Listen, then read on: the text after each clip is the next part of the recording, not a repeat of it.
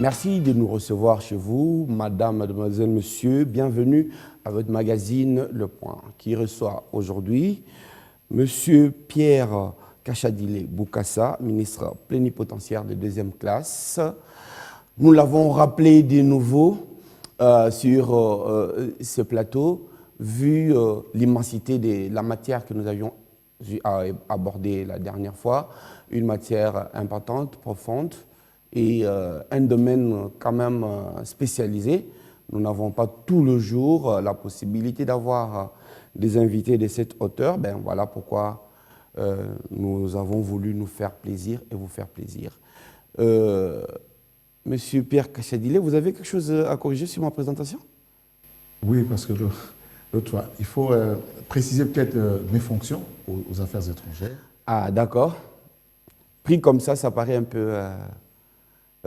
oui, allez-y, je vous en prie. Oui, je suis directeur chargé des services généraux au ministère des Affaires étrangères. Oui, j'ai utilisé la terminologie usuelle dans la diplomatie, ouais. donc du coup, ça peut perturber. Oui, c'est vrai. Du coup, ça peut perturber. Alors, voilà. Donc, avec vous, nous avions profité du livre que vous avez publié pour entamer un tout petit peu ces domaines complexes de la diplomatie. Aujourd'hui, le deuxième volet de cette émission va être sur le plan international et sur le plan interne. Un peu avant la fin de l'émission, vous étiez presque en train de nous raconter de manière anecdotique certains, j'allais dire diplomates, mais ce n'était pas un diplomate, quelqu'un qui était de l'ambassade, de notre ambassade, c'est un cas vrai, un cas réel, qui est resté autant d'années et qui commençait à devenir un électron libre, parfois en train de menacer la hiérarchie, ses supérieurs. D'où la question, en fait, aujourd'hui, commençons par là, comment devient-on diplomate? Ok, merci beaucoup. C'est vrai que, étant dans le domaine des sciences humaines, tout celui qui a entrepris des études en économie, en droit, en sociologie, en psychologie, en gestion, peut prétendre devenir un diplomate, normalement. Alors, qu'est-ce qu'il fait? Dans notre pays, il y a le recrutement sous statut, et puis l'octroi d'un numéro matricule, et puis le déploiement de la fonction publique au sein de notre ministère, qui est le ministère des Affaires étrangères. Donc, après les études, quelqu'un peut être engagé, même au niveau bac, puis les gradués, les licenciés, les docteurs. Alors, nous avons des grades correspondant, les grades de recrutement correspondant au titre détenu par tout prétendant ou toute nouvelle unité. Voilà comment je peux dire ça. Là, on peut entrer là-bas, on peut entrer aux affaires étrangères. Mais dans la loi, il a été consacré une sélection liée au concours, chose qui n'a jamais été faite au Congo. Je me suis demandé pourquoi. Il y a le concours pour devenir fonctionnaire. Ailleurs? Oui. Non, chez nous, c'est prévu dans les textes. Mais ce n'est pas d'application. Il faut, pour entrer, devenir fonctionnaire, il faut faire un concours. Et puis avoir des titres académiques, ou scolaires. Alors, c'est comme ça qu'on devient fonctionnaire du ministère des Affaires étrangères. Mais c'est pour devenir diplomate. Parce que le terme diplomate, on l'utilise à tort et à travers deux fois. Diplomate, c'est celui qui preste à l'extérieur, qui représente son pays à l'extérieur. Mais lorsqu'on est à la centrale, on est un diplomate en devenir. On est fonctionnaire du ministère des Affaires étrangères et futur diplomate. Alors, quand on dit diplomate, tout de suite, ce qui vient à l'esprit, c'est ambassadeur. C'est vrai que vous avez eu nous brosser un tant soit peu les différents postes ou les différentes fonctions dans une ambassade. J'aimerais quand même que nous puissions profiter pour revenir. Dans une ambassade, qui est à rang des diplomates et puis qui ne l'est pas. Parce que partant du principe qu'il y a aussi des gens qui sont recrutés, comme vous avez dit, des recrutés localement, parfois qui ne sont pas nécessairement du pays d'origine de l'ambassade. Donc. Ok, merci beaucoup. En fait, lorsqu'on veut se situer au niveau d'une ambassade, donc la nôtre, la RDC, tout le monde n'est pas diplomate. Il y a la catégorisation des services là-bas. Il y a le service diplomatique qui englobe les diplomates, ceux-là. Tout le monde dans une ambassade n'est pas diplomate. Non, non, non, tout le monde n'est pas diplomate. Il y a des agents administratifs qui ne sont pas des diplomates. Ils travaillent au secrétariat. Il y a par exemple les chauffeurs, ne sont pas des diplomates. Il y a les cuisiniers, les ménagères et tout ça. Ne sont pas des diplomates. Mais par contre, les diplomates sont ceux-là qui sont envoyés par un État qu'on appelle un État accréditant auprès d'un autre État qu'on dénomme État accréditaire. Ces gens-là, dès qu'ils arrivent là-bas, d'abord il y a la formalisation par la note verbale pour signaler que nous allons envoyer telle personne pour qu'il travaille, ou plutôt qu'elle travaille dans notre ambassade. Et arrivé là-bas, l'ambassade signale son arrivée au ministère des Affaires étrangères et précisément à la direction du protocole pour dire que M. tel est arrivé, qui a été annoncé par telle référence. C'est pourquoi il y a la présentation des lettres de créance ou... Non, ça c'est exclusivement pour les ambassadeurs. Ah, ok. Alors, arrivé là-bas, on délivre à la personne, ça dépend du pays. Moi, le pays où j'ai été, on vous délivre le visa diplomatique d'une année et la carte diplomatique. La carte qui est comme une pièce d'identité pour vous permettre de jouir de vos privilèges et immunités. Alors, dès que vous avez ces documents, donc vous êtes inscrit sur le tableau des diplomates qui ont été accrédités auprès de ce pays-là. Voilà un peu un diplomate. Mais les autres, bon, je donnerai, à titre d'exemple, le personnel contractuel. En dehors des diplomates, il y a un personnel qu'on appelle personnel local. Oui. Bon, ce personnel-là peut faire le travail administratif, technique, domestique, ainsi de suite. Donc, on trouve là-dedans des gens qui viennent travailler à l'ambassade moyennant un contrat. Le chef de mission signe un contrat au nom de son état d'origine, parce qu'il représente. C'est pourquoi on dit plénipotentiaire et extraordinaire, c'est-à-dire qu'il a tous les pouvoirs. Plénipotentiaire veut dire c'est lui qui a tous les pouvoirs, hein, qui a des pouvoirs pleins plutôt, pas tout, mais plein. Alors, il signe un contrat avec un engagé local qui va commencer à prester au sein de l'ambassade. Voilà un peu, il y a deux catégories, il y a les diplomates et les non-diplomates. Alors, quels sont les privilèges auxquels les diplomates ont droit? Bon, alors d'abord, il faudrait que je remonte un peu le temps. Comment dirais-je, le traité précurseur, le traité, parce que dans la diplomatie, il faut toujours parler de convention. Le traité précurseur de relations entre États, le tout premier qui a aidé le droit international à se mettre en place, c'est un traité qui date depuis le XIIIe siècle avant Jésus-Christ. Oh, tant que ça. Ah oui, il y a longtemps. C'est-à-dire que ce traité-là était entre le pharaon Ramsès II et les souverains de Hittite au XIIIe siècle. Et c'est toujours dans l'Italie. C'est l'Italie qui nous a donné tout ce que nous avons en politique, en diplomatie, c'est surtout l'Italie.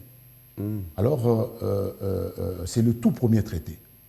Et puis, quelque temps après, quand nous sommes entrés dans le Moyen-Âge, à l'image de la Société internationale des nations, nous avons vu l'émergence d'un terme qu'on appelle ambassadeur.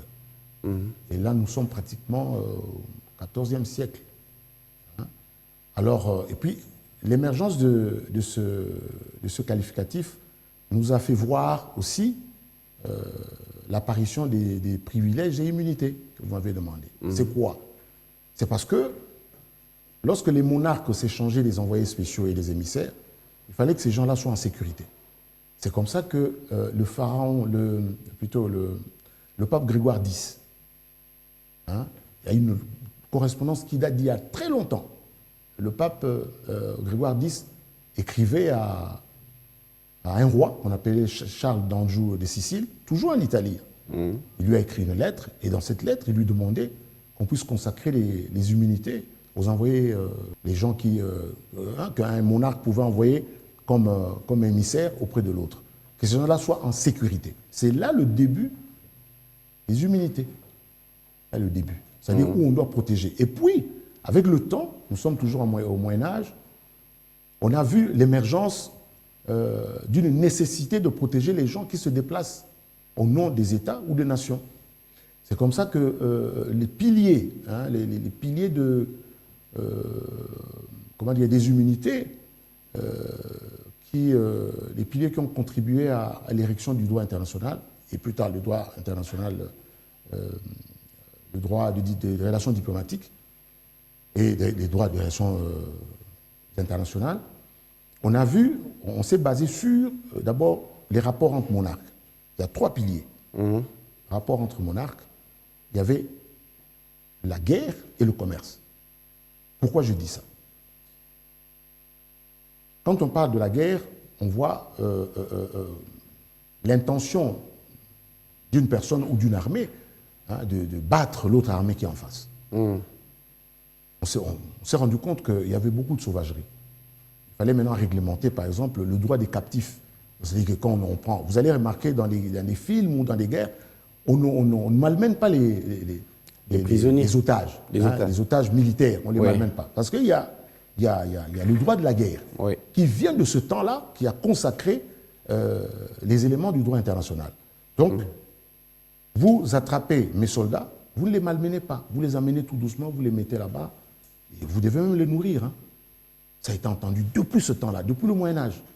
Et puis après, on a vu, des fils en aiguille, l'apparition, par exemple, de la trêve, de l'armistice, et puis le truc de paix. C'est-à-dire, nous concluons un accord de paix.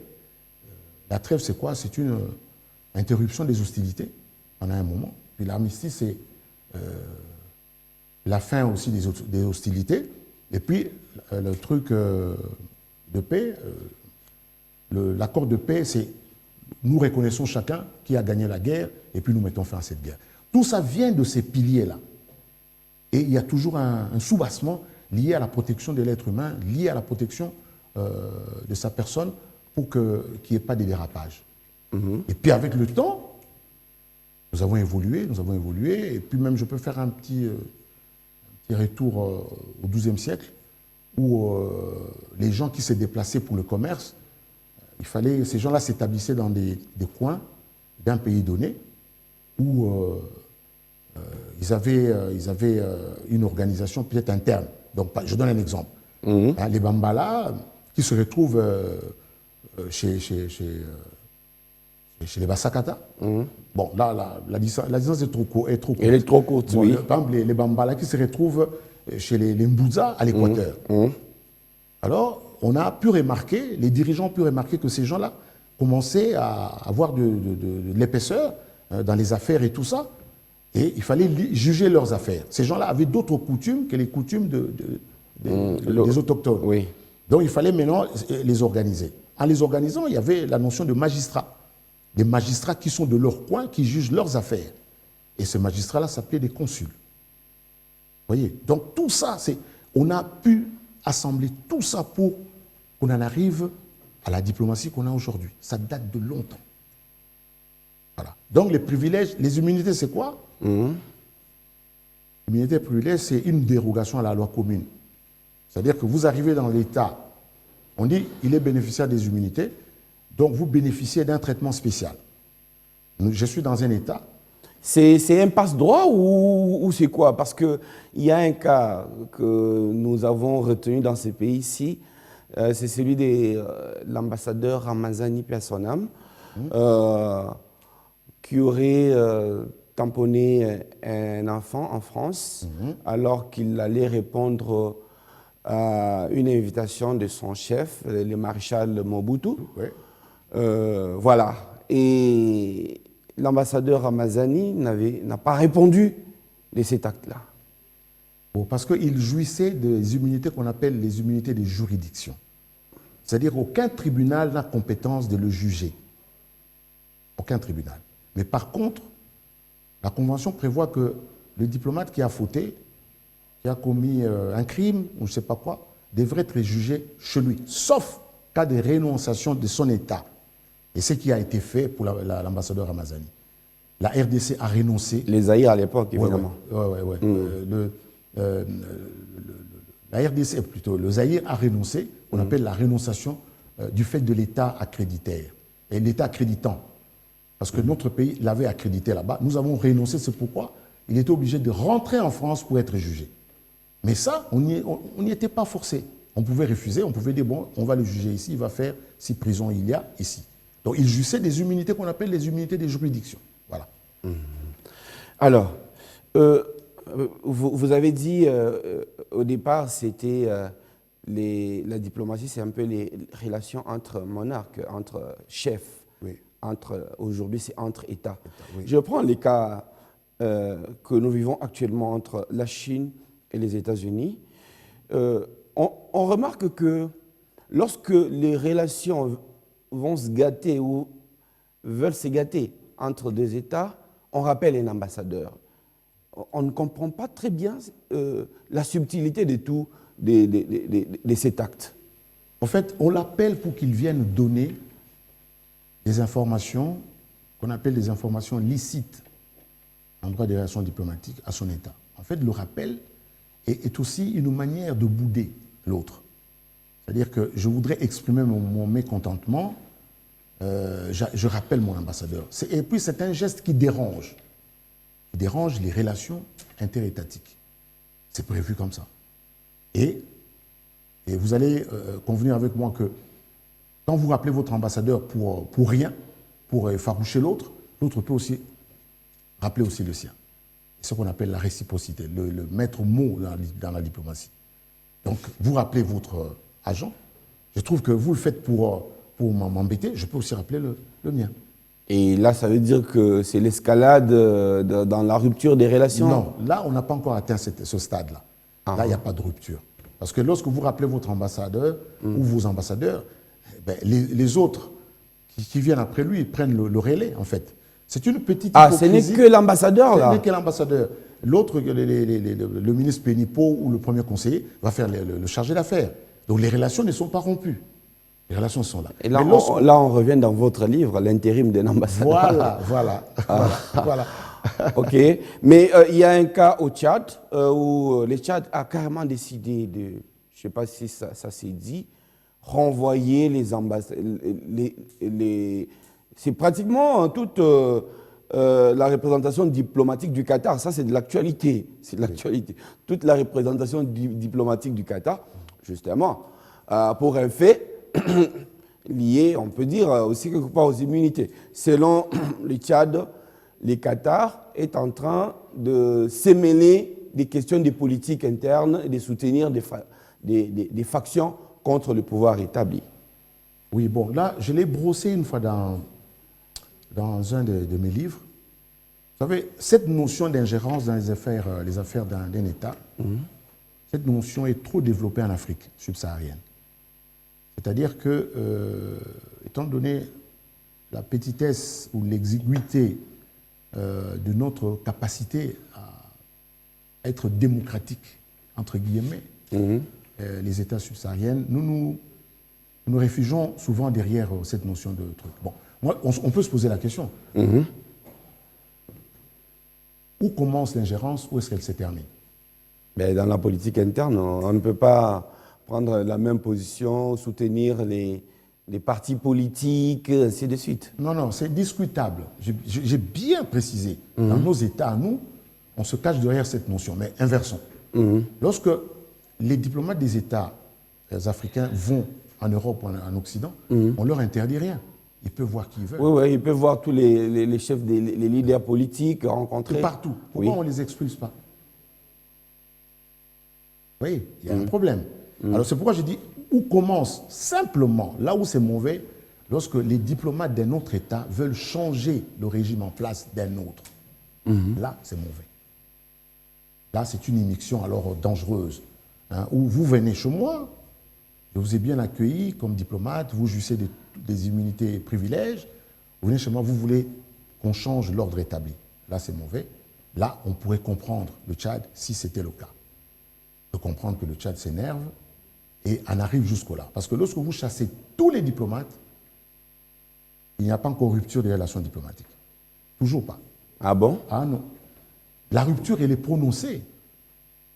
Elle est prononcée que nous rompons nos relations diplomatiques. Et il y a des documents pour cela qui vont circuler de part et d'autre. Tous les diplomates peuvent partir. Nous allons garder encore quelqu'un qui va chauffer les meubles. C'est celui qu'on appelle le chargé des affaires courantes et administratives. Donc, un chauffeur peut rester là-bas pour payer les factures, tout ça. Il n'est pas diplomate. Hein, mais on l'appelle chargé des affaires courantes, administratives et courantes. Mais la rupture, c'est quelque chose. Moi, je peux faire partir toute une ambassade chez vous. J'ai dit, je vous déclare tous des persona non grata, mais on n'a pas déclaré la rupture. Elle peut venir après. Et à quel moment elle intervient et pourquoi? Et j'allais même dire par qui décide de cela? C'est le chef de l'État via son ministre des Affaires étrangères. Et le chef de l'État qui, lui, c'est lui qui pilote la politique étrangère. Hein, si le chef de l'État trouve que... Et puis dans d'autres États, il faut passer au Parlement pour avoir le quitus dans d'autres pays. Mais souvent, c'est le chef de l'État qui décide que je crois que ce pays-là, il nous enquiquine beaucoup. Il dit à son ministre des Affaires étrangères, s'il y a lieu de passer au Parlement, on passe au Parlement pour voter une motion, si je peux la qualifier ainsi. Et puis, ou une décision de rompre les rapports, les relations diplomatiques avec un pays donné.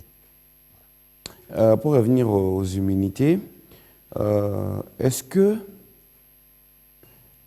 un diplomate peut commettre un crime et ne pas en répondre?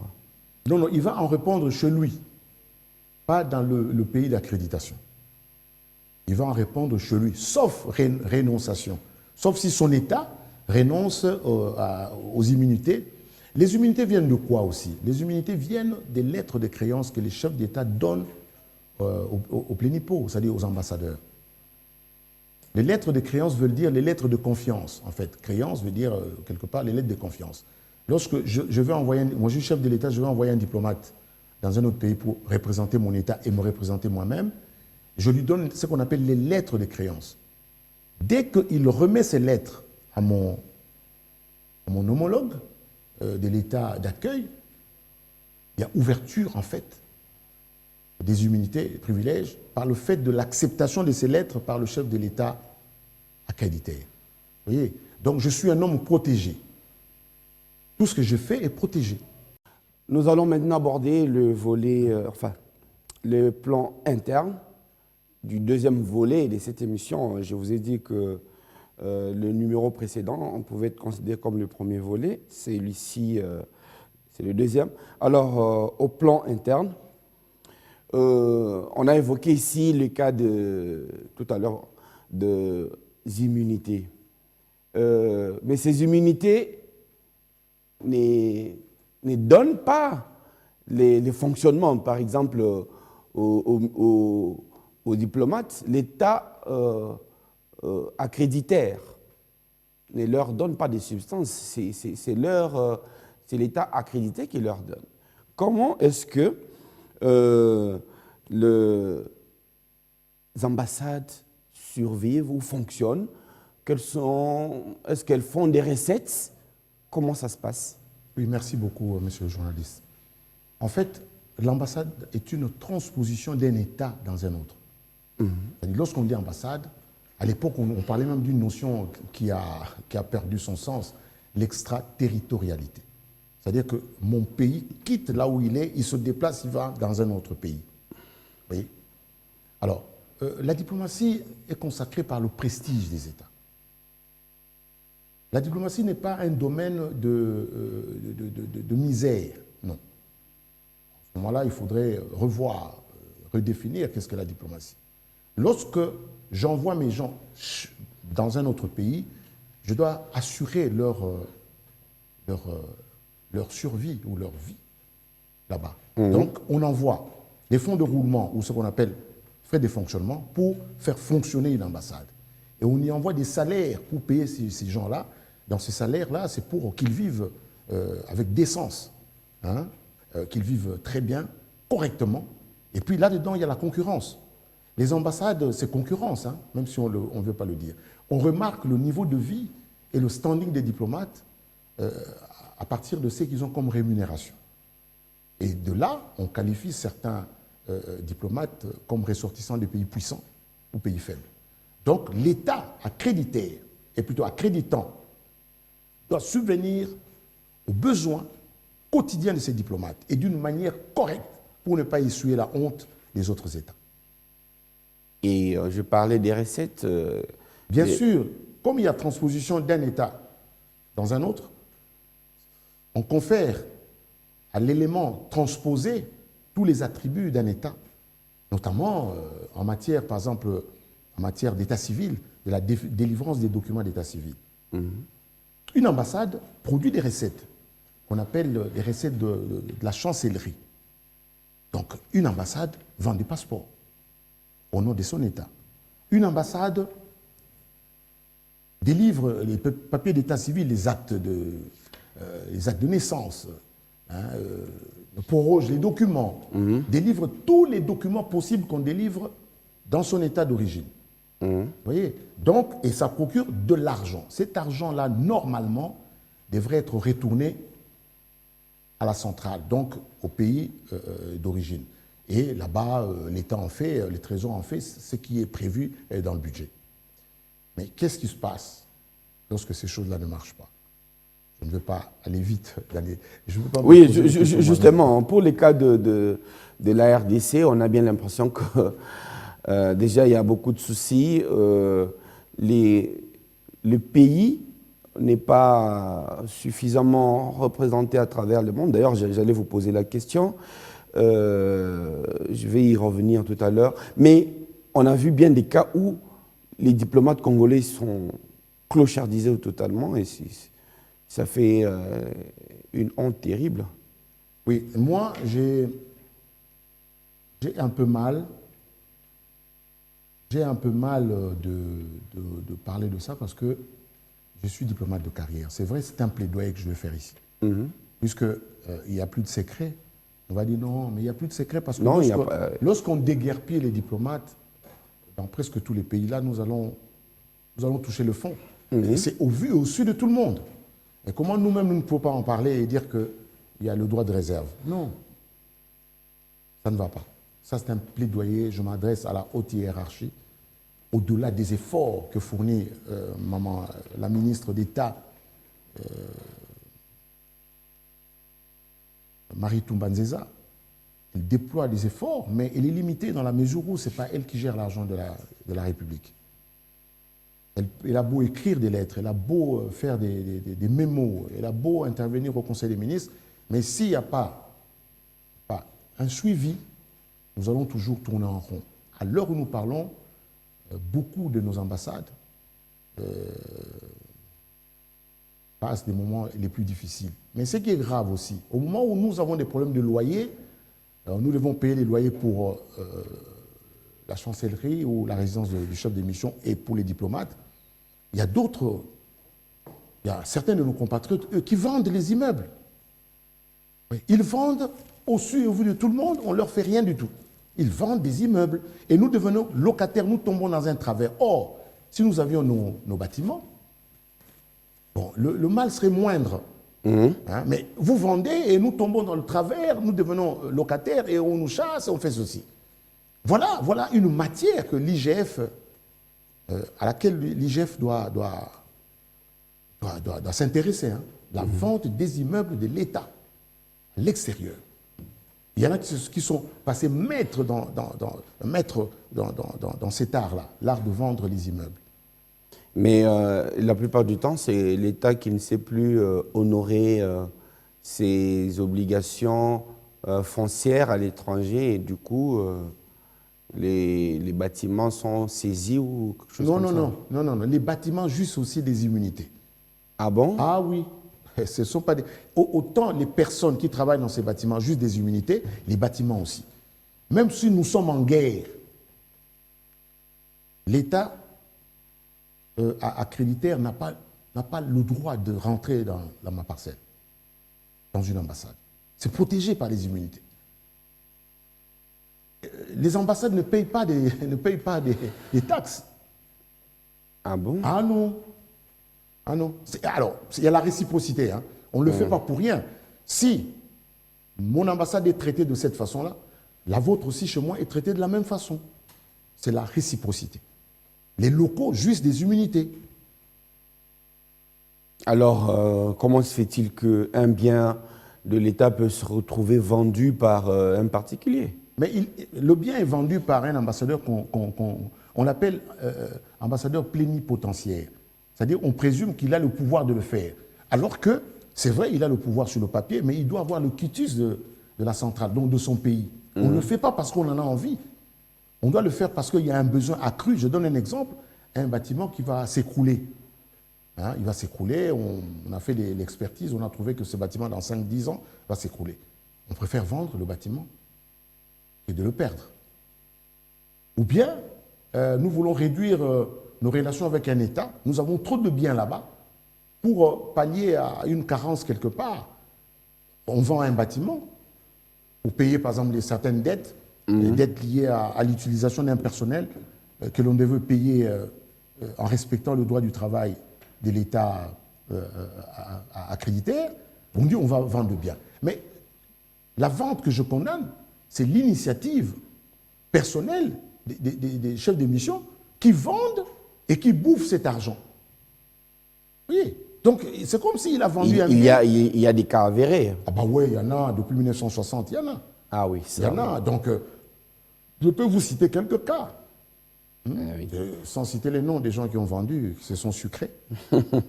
Mais dans le même ordre d'idée, il y a aussi les charras automobiles. Pour les cas d'espèce, notre pays connaît une insuffisance frappante, criante dans ce cadre-là. Bien sûr. De la même manière qu'on a perdu beaucoup des rubriques liées à la prise en charge de l'État, nous avons aussi ce problème de charras automobiles. Je venais de recevoir d'ailleurs dans mon bureau un ambassadeur qui se plaignait parce qu'il n'arrivait pas à représenter l'État dans les manifestations et il montait dans le véhicule de ses collègues souvent. Là, il y a 5 minutes. Vous voyez, donc c'est un plaidoyer. Ce n'est plus, on ne peut plus faire de ces questions-là des questions taboues parce que les gens nous observent, ils vivent notre calvaire. Je m'adresse à la haute hiérarchie en disant que nous ne devons pas être un pays exceptionnel dans ce qui n'est pas correct. Donc nous devons... Exceptionnel négativement. Voilà. Ouais. Donc nous ne devons pas, nous devons changer. Moi je pleure, j'ai les larmes aux yeux quand je parle comme ça. J'ai les larmes aux yeux quand je vois comment certains ministres qui ont le patriotisme dans leur cœur se battent pour que nous ne soyons pas logés à une enseigne qui fait la honte. Hein?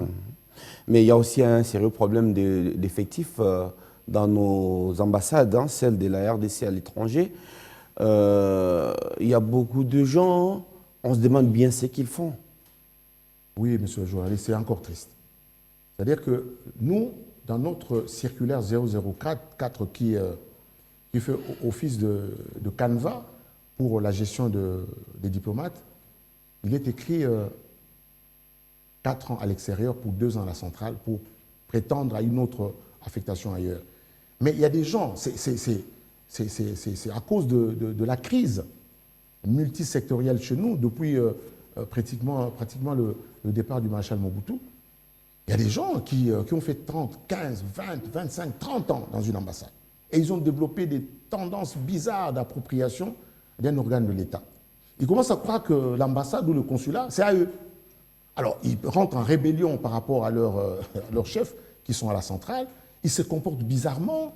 Ils ne renvoient pas les recettes de la chancellerie à la centrale. Ils font ce qu'ils veulent. Et on ne leur fait rien parce que, à cause de l'instabilité politique. Un ministre peut décider, bon, je veux faire partir les gens, il n'a pas l'argent. Et puis, pas, on le change, il y a un autre qui arrive. Eux, là, de l'autre côté, ils sont très contents. Et d'ailleurs, ils prient chaque jour qu'il y ait instabilité. Ils veulent qu'on change trop les ministres et ils restent là. C'est des pêcheurs en eau de trouble. Voilà. Voilà. Et ça, c'est la faute de l'État qui ne veut pas mettre les moyens, et qui dit qu'il n'en a pas, mais qui ne veut pas mettre les moyens. Lorsqu'on apprend qu'on a détourné tel montant là-bas, moi, ça me fait très mal. Je me dis, mais on dit qu'il n'y a pas l'argent, mais comment on peut détourner 40 millions de dollars, 200 millions de dollars, 50 millions de dollars? Et entre-temps, on nous dit qu'il n'y a pas l'argent pour soigner l'image de l'État, l'image du pays à l'extérieur. La RDC, ce n'est pas n'importe quel pays. Et quelle solution proposez-vous? Parce que vous êtes là-dedans quand même depuis un bon bout de temps. Mais qu'est-ce que je fais là? Ce sont des propositions. Je suis en train de pleurer pratiquement devant vous. Je pleure pour que ma profession, ma corporation ne soit pas traitée de la sorte. Mais moi, je voulais revenir à ma question tout à l'heure sur ce qui concerne la nouvelle politique diplomatique de la RDC, particulièrement pour ce qui est de ces représentations diplomatiques, les ambassades. Aujourd'hui, on se rend compte que le pays n'a plus les mêmes moyens qu'il y a 30 ans ou 40 ans. Qu'aujourd'hui, le pays n'est plus un acteur de la scène internationale comme il l'était il y a quelque temps de cela. Donc, du coup, est-ce qu'on devrait continuer avec, comment dire, ces charges lourdes pour l'État et dont on n'apprécie pas toujours l'utilité? Monsieur le journaliste, voulez-vous que je vous donne mon avis de spécialiste? Allez-y. J'entends toujours parler de dire que des lourdes charges et tout ça. Et c'est un discours qui devient à la longue faux. Pourquoi? Parce que, d'abord, il y a 200 États qui sont membres de l'ONU. 200. Nous sommes représentés dans 68 États, à concurrence de 64 ambassades pour 4 consulats généraux. On est sous-représentés. Parlant de moyens, vous allez remarquer que c'est l'instabilité politique et les troubles dans notre pays qui font qu'il n'y ait pas une amélioration conséquente du niveau de vie. Donc, ce ne sont pas les moyens qui manquent. Je vous donne des termes que moi j'ai appris au Congo. Le coulage des recettes, c'est quoi? Les détournements des fonds publics, c'est quoi? Mais tout cet argent devait être canalisé pour qu'on ne dise pas qu'on n'a pas les moyens. Vous voyez? On a beaucoup d'argent, ce pays a trop d'argent. C'est pourquoi les gens le volent quand ils en ont envie. Hein. Il y a trop d'argent et personne ne surveille. Qu'est-ce qu'on doit en faire? Il y a trop d'argent dans ce pays. Pourquoi il y a trop d'argent?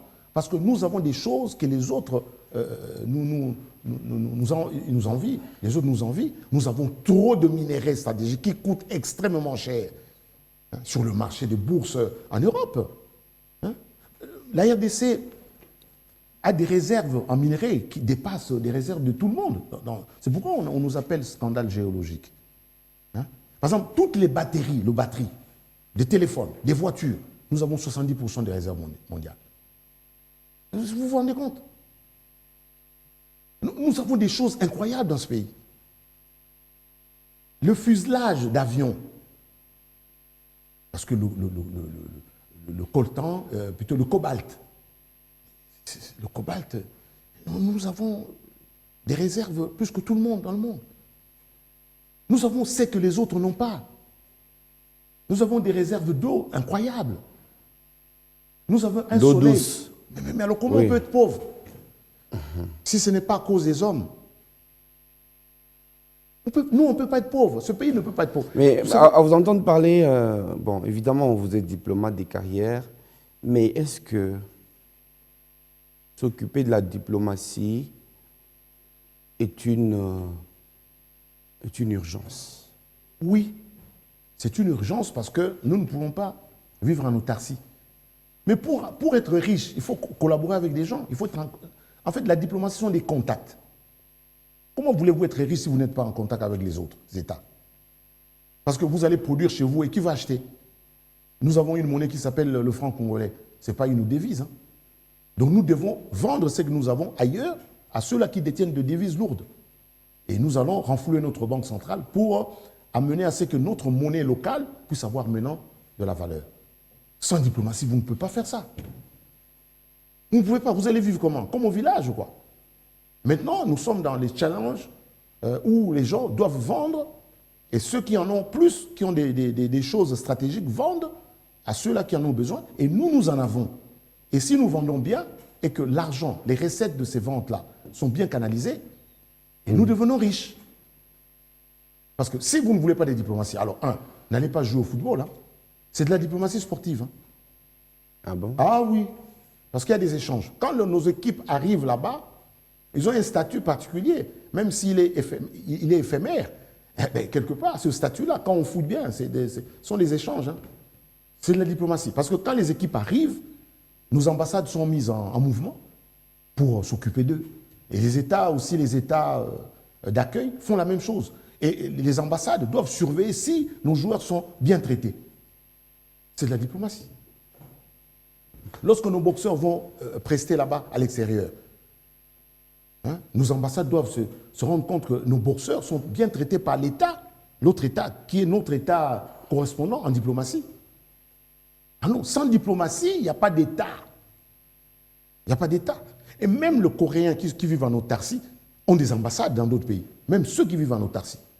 Les Russes ont des ambassades ici. Alors, pourquoi nous, on va se passer de quelque chose d'extraordinaire qui est mondial et nous allons dire que la diplomatie n'est pas bonne? Non, mais j'essaie de placer ça à l'échelle locale entre faire des routes, des dessertes agricoles et financer la lourde machine diplomatique. On peut faire le tout à la fois. L'un à l'autre, l'un a besoin de l'autre. Vous ne pouvez pas, ni l'un l'autre, vous pouvez écarter ça. Parce que, je vous donne un exemple. Vous voulez faire des routes de dessert agricole. Vous avez des engins? Vous n'en avez pas? Où est-ce que vous allez les avoir? C'est dans d'autres pays, et c'est la diplomatie qui rentre en branle. Hein. Vous n'avez pas ce qu'il faut pour faire ces routes-là. Et vous allez avoir ce qu'il faut pour ces routes ailleurs. Donc, la diplomatie d'affaires va rentrer. Vous allez dans des pays, par exemple, qui ont vocation à fabriquer ces engins-là, ce sont les diplomates qui vont aller négocier. À vous entendre parler, M. Pierre Kachadili, ça sera peut-être par là que nous allons terminer cet entretien. Ouais. On pourrait dire, dites-nous comment vous faites votre diplomatie ou dites-nous comment vous traitez vos diplomates et nous vous dirons qui vous êtes. Nous traitons nos diplomates avec le cœur, mais sans moyens. Merci beaucoup, Monsieur Pierre Kachadili. Merci aussi à vous qui avez pris la patience pour ce deuxième numéro de cette émission. Nous sommes revenus avec notre invité sur la diplomatie congolaise et j'espère que vous allez en faire bon usage. À bientôt. Au revoir.